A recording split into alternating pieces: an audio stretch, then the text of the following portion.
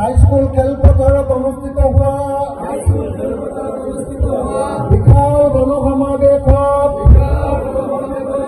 সকলো উপস্থিত ৰাইজে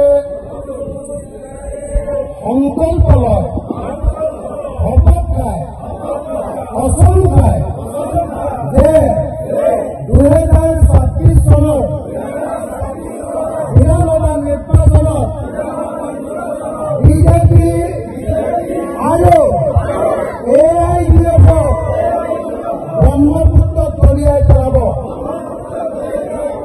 হিন্দু সাম্প্ৰদায়িক দল বিজেপি আৰু মুছলমান সাম্প্ৰদায়িক দল AIUDF দল দুয়োটাকে 2026 চনত অসমত বিদায় দিয়া হ'ব। হিন্দু সাম্প্ৰদায়িক দলৰ চৰ্দাৰ হিমন্ত বিশ্ব শৰ্মা আৰু মুছলমান সাম্প্ৰদায়িক দলৰ চৰ্দাৰ মৌলানা বদৰুদ্দিন আজমল দুয়োজনকে তেওঁলোকৰ আসনৰ সৈতে ব্ৰহ্মপুত্ৰত বিসৰ্জন দিয়া হ'ব।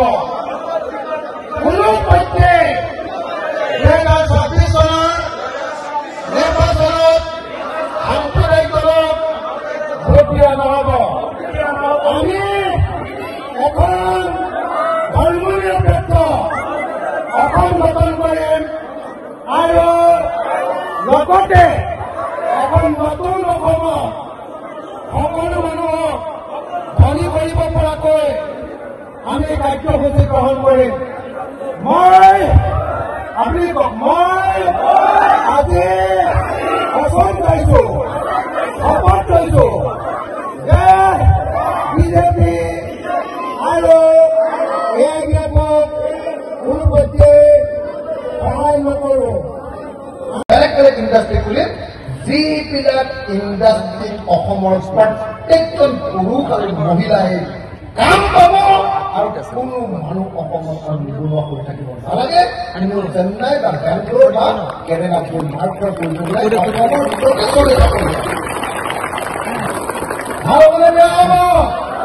ভাল হ'বনে বেয়া হ'ব? ভাল হ'বনে বেয়া হ'ব? যদি ভাল হয় সকলোকে থিয় হৈ